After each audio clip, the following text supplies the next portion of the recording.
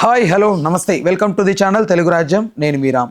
Game changer చిత్రం release అవ్వడం జరిగింది. కొంచెం డివైడ్ టాక్తో రన్ అవుతున్నప్పటికీ ఇక్కడ ప్రధానంగా ఫ్యాన్స్ నుంచి కానీ ఎవరైతే డిసప్పాయింట్ అయ్యారో వీళ్ళందరూ చెప్తున్నటువంటి మాట ప్రప్రథమంగా అయితే శంకర్ గారే కారణం. సినిమా ఇంత పెద్ద నెగిటివ్ టాక్ రావడానికి దీనికి సంబంధించినంత శంకర్ గారిని తీసుకొచ్చి స్ట్రైట్ ఫిల్మ్ ఇక్కడ చేయించి ఉండకూడదని అయితే భావిస్తున్నారు చాలా వరకు. అయితే అసలు శంకర్ గారి మిస్టేక్ ఉందా ఇందులో, లేకపోతే నిర్మాణ సంస్థకు సంబంధించి మిస్టేక్స్ ఉన్నాయా, అసలు కథాంశమా ఏంటి, దీనికి సంబంధించి ఒక మంచి వివరణ పూర్తి విశ్లేషణ దాస్ విజ్ఞాన్ గారు అడిగి తెలుసుకుందాం. నమస్తే అన్న. నమస్తే. శంకర్ అంటేనే భారీతత్వం అంటే శంకర్.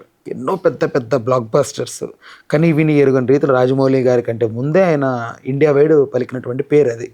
బట్ ఇన్ని ఫ్లాప్స్ తర్వాత శంకర్ గారు అంటేనే ఒక తక్కువ చులకన చూపు. కామన్గా మన తెలుగు ఆడియన్స్లో ఎంతో బాగా అభిమానించి వాళ్ళు కూడా చులకన చేసి మాట్లాడుతున్నారు శంకర్ గారిని. అసలు శంకర్ గారి మిస్టేక్ ఏంటి ప్రధానంగా దీంట్లో?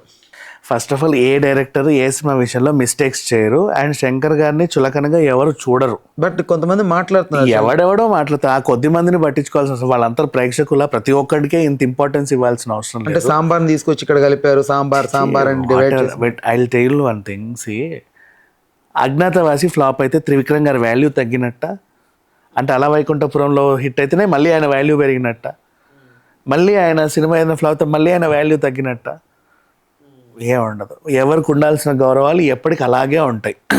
ఇప్పటికీ మళ్ళీ శంకర్ గారు రజనీకాంత్తో భారీ కోట్ల సినిమా తీస్తాడు, 500 కోట్లు అడిగితే ఏ లైకానో లేకపోతే సన్ వాళ్ళు హ్యాపీగా పెడతారు. ఆయనకు ఉండాల్సిన వాల్యూస్ అలాగే ఉన్నాయి. ఒక సినిమా హిట్ ఫ్లాప్ అనేది దర్శకుడి చేతిలో ఉండదు, ఎవరి చేతుల్లోనూ ఉండదు. ఆ తలరాత అంతే. Some times it happen, some times it not happen. ఇప్పుడు నిన్న విశాల్ది మరగధ రాజా రిలీజ్ అయింది. అది 13 ఏళ్ళ బ్యాక్ స్టోరీ. అంజలి ఏ హీరోయిన్, మన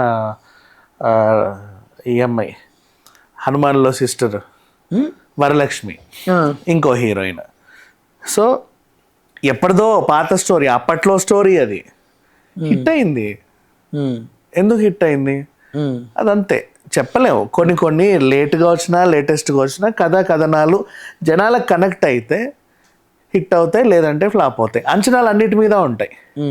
లైగర్ ఉంది, అంచనాలు విపరీతంగా ఉండే, ఎందుకో ఫ్లాప్ అయింది. ఏజెంట్ అంచనాలు విపరీతంగా ఉండే, ఎందుకో ఫ్లాప్ అయింది. దానివల్ల విజయ్ దేవరకొండ స్టాండర్డ్ పడిపోలా, పూరి స్టాండర్డ్ ఏం పడిపోలా. ఇక్కడ కూడా అంతే, ఎక్కడైనా అంతే. అయితే ఇక్కడ శంకర్ గారికి ఇది వరకు ఒక ఆయన ఉండేవారు, వాళ్ళ గురువు గారు. శివాజీ చిత్రం వరకు ఉన్నారు ఆయన. అప్పుడు ఆయన కథలో శంకర్ గారికి అన్నికి సంబంధించి మెలకువలు నేర్పించడం, డెప్త్గా రాయడం ఎలా అనేది బాగా చూసుకునేవారు దగ్గరుండి.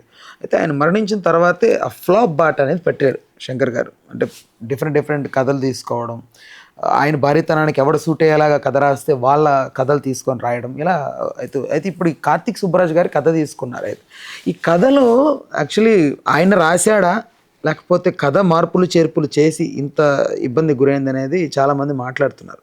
ఎందుకంటే దిల్ రాజు గారు మొన్న మాట్లాడుతూ ఒక మాట అన్నారు, ఆంధ్రాకి సంబంధించిన రెఫరెన్స్ చాలా ఉంటాయని. మీకు అనిపించాయి రెఫరెన్సెస్? దీంట్లో ఉన్నాయి కదా, బేసిక్ అదే టార్గెట్ చేసి తీసినట్టు ఉంది సినిమా. కాకపోతే ఏంటంటే యాక్చువల్గా కార్తీక్ సుబ్బరాజు అనుకున్న కథ వేరు, శంకర్ గారు తీయాలనుకున్న కథ వేరు, లాస్ట్ మనకి సినిమా అవుట్పుట్ వచ్చిన కథ వేరు. మరి ఎక్కడ ఏం జరిగింది అనేది వాళ్ళకే తెలియాలి. ఎప్పుడైనా సరే డైరెక్టర్స్కి ఒక ఫ్రీడమ్ ఉంటుంది. వాళ్ళు అనుకున్నది అనుకున్నట్టు తీస్తే ఏ సినిమా అయినా హిట్ అవుతుంది. ఎవరైనా సరే వేలు పెట్టి దాన్ని అటు ఇటు చేస్తే రిజల్ట్స్ ఇలాగే ఉంటాయి.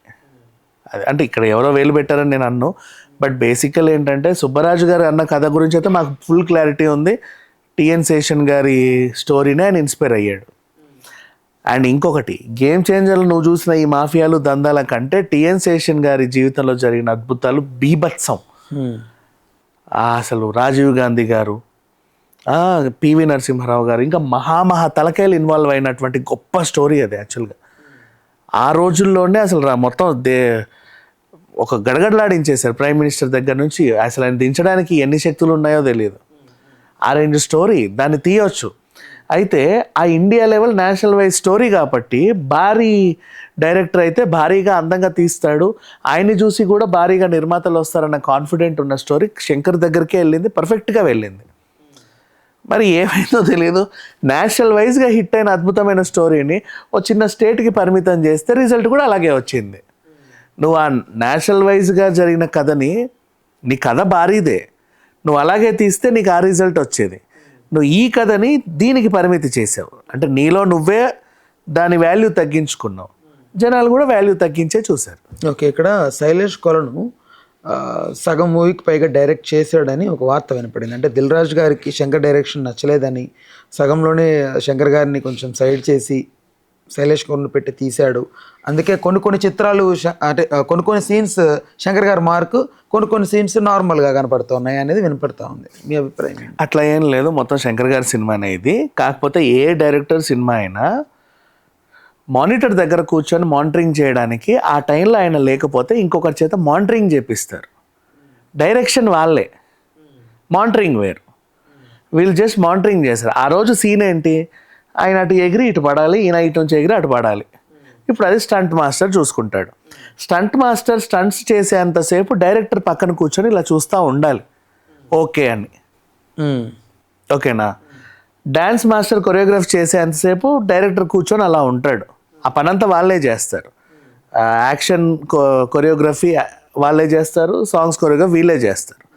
ఆ ప్రజెన్స్లో ఈయనే ఉండాల్సిన అవసరం ఏం లేదు, because both the people who they are appointed was acceptable. But director presence అనేది ఉండాలి. ఆ టైంలో ఈయనే ఉండాల్సిన అవసరం ఏం లేదు. అప్పుడు మానిటరింగ్కి కొంతమందిని పెడతారు, తెలిసిన డైరెక్టర్స్ని, వాళ్ళు మానిటరింగ్ చేస్తారు. ఈయన ఆ టైంలో ఇండియన్ 2 షూట్ చేసుకొని వచ్చాడు, అది జరిగింది. సో ఆయన డైరెక్షన్ ఇంకొకరు చేయాల, తన డైరెక్షన్లోనే మిగతా వాళ్ళు మానిటరింగ్ చేశారు. ఇప్పుడు ఒక సీరియల్ షూట్ చూడు, డైరెక్టర్గా నా పేరు ఉంటుంది, 2 యూనిట్స్ జరుగుతూ ఉంటాయి, ఇటు ఒక ఈ రూమ్లో వస్తుంది, ఆ రూమ్లో వస్తుంది. దాన్ని ఎపిసోడ్ డైరెక్టర్స్ డైరెక్ట్ చేస్తూ ఉంటారు. నేను చెప్పిందే వాళ్ళు చేస్తారు, వాళ్ళకి నచ్చింది వాళ్ళు చేయరు. సో డైరెక్టర్ శంకరే ఇక్కడ. ఓకే, రైట్ అన్న, thanks for the time, thanks for information. Please do subscribe to Telugu Rajyam channel. Please do subscribe to Telugu Rajyam channel. Please do subscribe to Telugu Rajyam channel. Hi అండి, నేను మీ ఆర్పీని, నెల్లూరు పెద్దారెడ్డి చేపల పులుసు ఓనర్ని. మీరు తెలుగు రాజ్యం అనే ఈ యూట్యూబ్ ఛానల్ సబ్స్క్రైబ్ చేసుకుని మంచి వీడియోలతో వస్తారు. Thank you so much. Hi people, I'm Sonakshi Verma and you please watch Telugu Rajyam and please subscribe to the channel.